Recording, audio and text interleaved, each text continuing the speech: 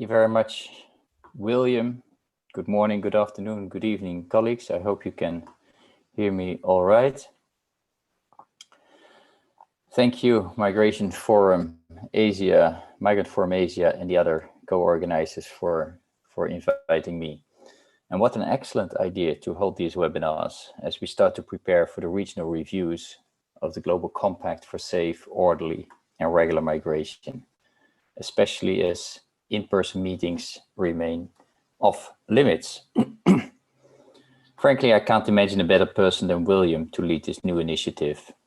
William is one of the very few persons I've met over the past 15 years who knows all the ins and outs of migration at the UN. And let me thank you, William, for all that you have done to get us where we are today.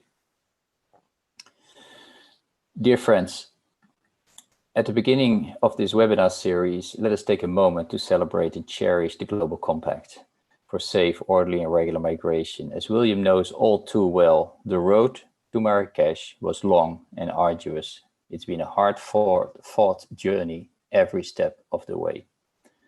Calls for an international migration conference were already made in 1994 at the Cairo Population Conference, and I'm even told there was informal discussions about this during the Mexico City Population Conference of 1984.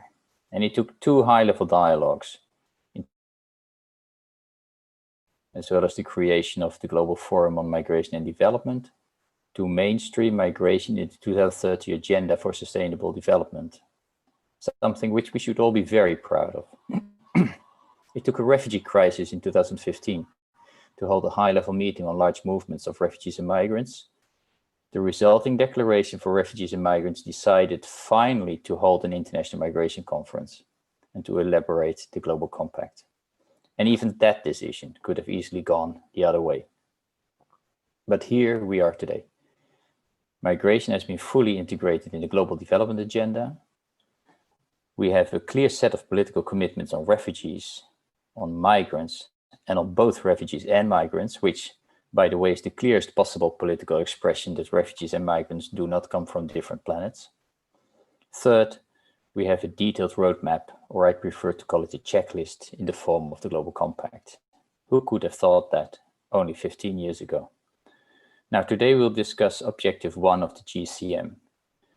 And that is, as William is saying, on data. Can you believe it that the first objective of an international agreement is about data? I've been working at the UN for a long time, but data is normally relegated to the last paragraph, sections, or even the annexes of an international agreement.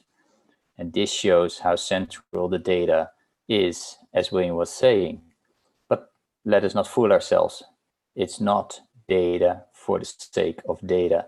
It is to improve well-managed migration policies. It is to have a better informed debate on migration, something that the co-facilitators were very concerned about.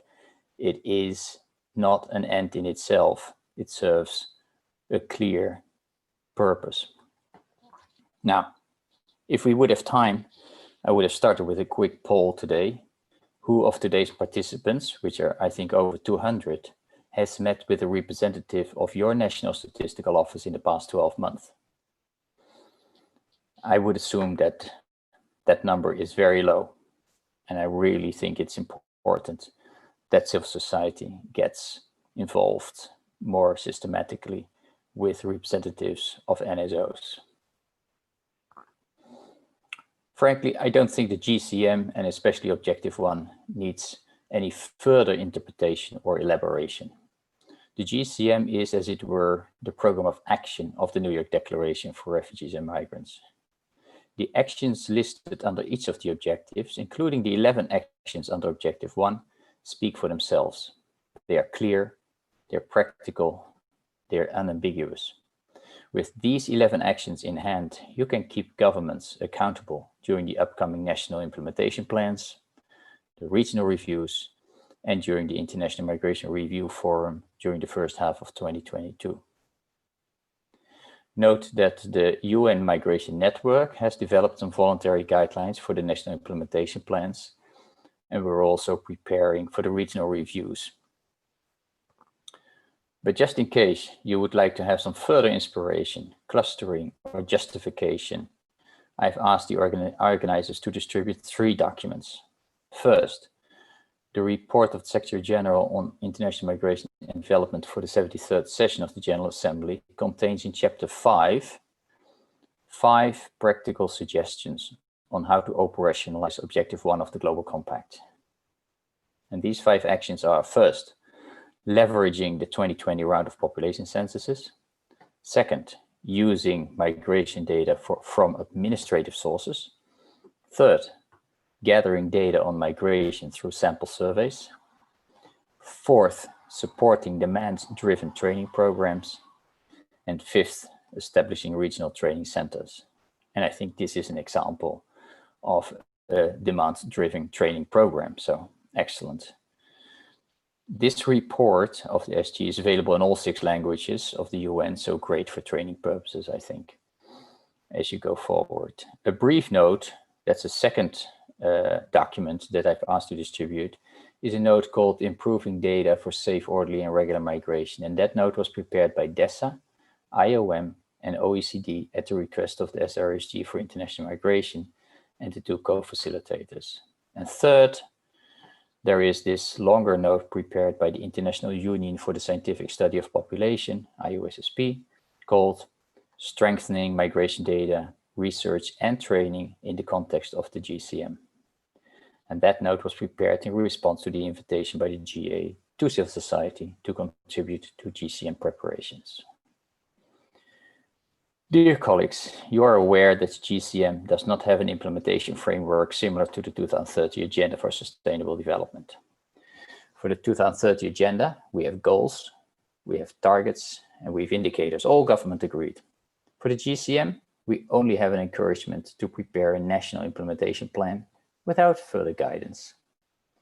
And although some of you may regret the absence of a concrete accountability mechanism, I think it's a blessing in disguise. And why? Because it continues to tie migration to the broader development agenda. The GCM is, and I quote, rooted in the 2030 Agenda. This means that we need to consider how the SDG framework can also apply to the GCM. It forces us to push the integration of migration in all the opportunities of review and follow-up of the 2030 Agenda. The national SDG reviews, regional reviews for the HLPF and the high-level political forum itself. And of course, the voluntary national reviews. Without continuing to link migration to development, as the UN has done for decades, the migration agenda will be limited to what some refer to as border management. The management of flows, the emphasis on return. But we all know that migration is about much more, about drivers and about impacts. To put it bluntly, the migration agenda is not at its core about migration, but about development.